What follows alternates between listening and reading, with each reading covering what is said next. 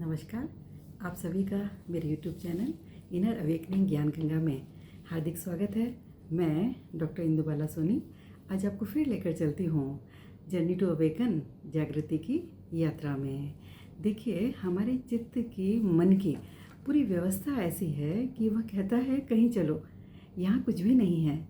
चित्त का आधार ही यही है कि मंजिल दूर हो, क्योंकि मंजिल दूर है तो पाने की कोशिश करनी पड़ती है, सोचना पड़ता है, योजना बनानी पड़ती है और ढंग खोजने पड़ते हैं। और मंजिल दूर है तो आज तो मिल नहीं सकती, कल मिलेगी। मन जीता है हमेशा किसमें? तनाव में, और गहरे में कहीं उसके कहीं पहुंचने का तनाव है, चाहे धन का, यश का, धर्म का या मोक्ष का। और जब तक आप कहीं जाने में लगे हैं तब तक एक बात तो पक्की है कि आप स्वयं को जानने में नहीं जा सकते, क्योंकि यह दूर ले जाने वाला मन आपको पास नहीं आने देता स्वयं के।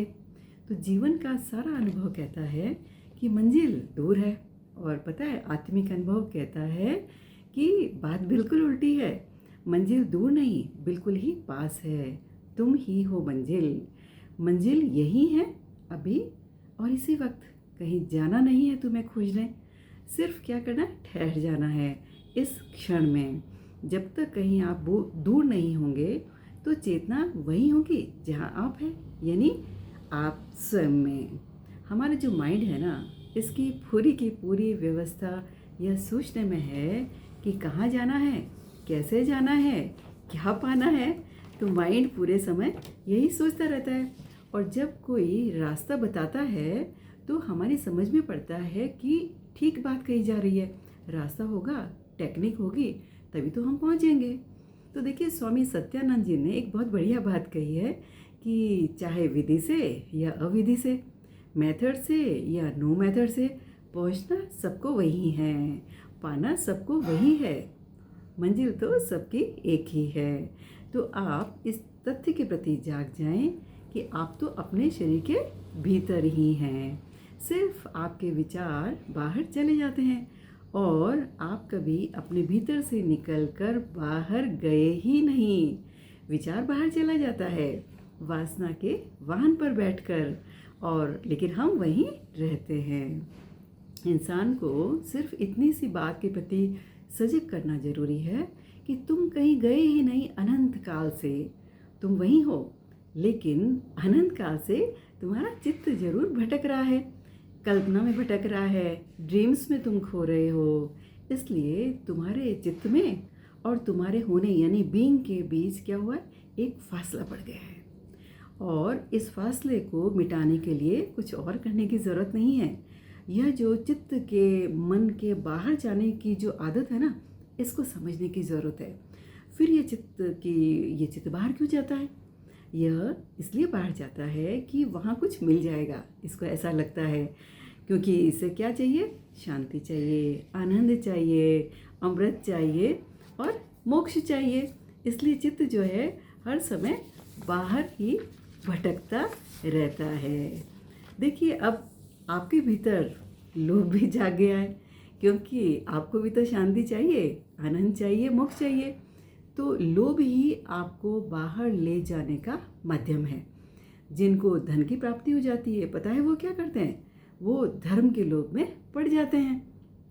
तो इस जमीन की यात्राएं तो फिर भी वास्तविक है, लेकिन लोभवश आप एक ऐसी यात्रा पर जा रहे हैं जहां बिल्कुल अंधा खेल है। एक और बात कि किसी भी तरह की जो पुनरुक्ति, रिपीटेशन होता है ना, वो डल करती है हमारे दिमाग को, और इसलिए हम सबका दिमाग धीरे धीरे ढल होना शुरू हो जाता है, क्योंकि हमें 24 घंटे रिपीटेशन करना पड़ता है काम का, रोज वही।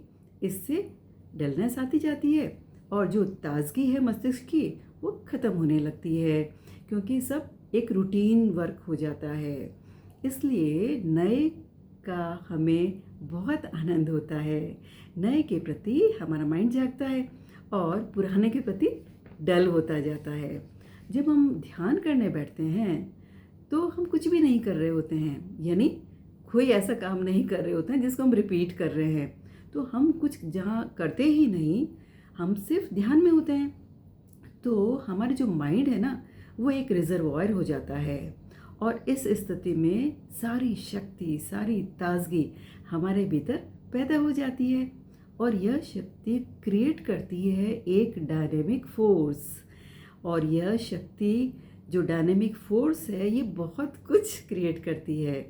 तब हम ऑक्यूपाइड नहीं होते, वह शक्ति क्रिएट करेगी ऑटोमेटिक। जैसे वृक्ष में फूल आते हैं, फल आते हैं ना, ऑटोमेटिक, उसी तरह यह शक्ति भी जब क्रिएट हो जाती है हमारे भीतर, तो बहुत सारी चीज़ें हमारे अंदर से बाहर आने लगती है। लेकिन आप इसको कर नहीं रहे हैं, यह अपने आप हो रहा है। तब हमारे मन पर कोई बोझ नहीं होता, कोई भार नहीं होता है। ऐसी स्थिति में जो हमें अनुभव होता है, वह अनुभव होता है मुक्ति का, निर्भर का। देखिए, हर इंसान शांति, सुख, आनंद, अमृत की खोज कर रहा है। यदि उसे कहा जाए कि खोजो मत, तो वह हमारा कहना कभी नहीं मानेगा, क्योंकि जहाँ वह खड़ा है ना, वहाँ तो दुख ही दुख मालूम होता है। उसे लगता है कि अगर न खोजूं तो क्या करूं, फिर क्या होगा, यह प्रश्न उसको परेशान करते हैं। लेकिन उसे क्योंकि पता ही नहीं है कि कुछ खोजना नहीं है, तब चित्त की, मन की दशा क्या होती है, उसे ये पता ही नहीं है। उसने यह दशा कभी जानी ही नहीं। इंसान सदा खोजता ही रहा, कभी खिलौने खोजता था, कभी पदवियाँ, कभी मोक्ष खोजता था। छोटे बच्चे से लेकर वृद्ध इंसान तक सब खोजते ही रहते हैं। एक क्षण को भी उन्हें पता नहीं चलता कि न खोजना क्या है। यह न खोजना बात ही अलग है। और जैसे ही न खोज में कोई व्यक्ति ठहर जाता है, तो एक्सप्लोजन हो जाता है।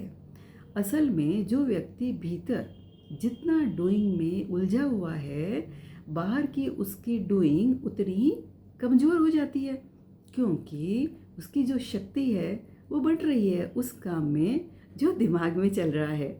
जितना ही आप भीतर नॉन डूइंग में उतर जाओगे, उतना ही चारों तरफ डूइंग का बहुत तीव्र भाव होगा और तब आपके लिए डूइंग एक एक्सप्रेशन होगा, एक पागल नीड नहीं होगी।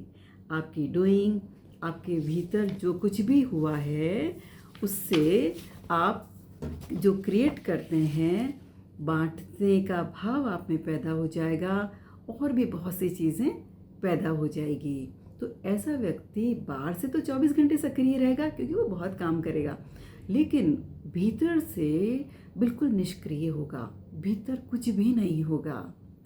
आज बस इतना ही साथियों, हम फिर मिलेंगे नए ज्ञान, नए विजडम के साथ। धन्यवाद।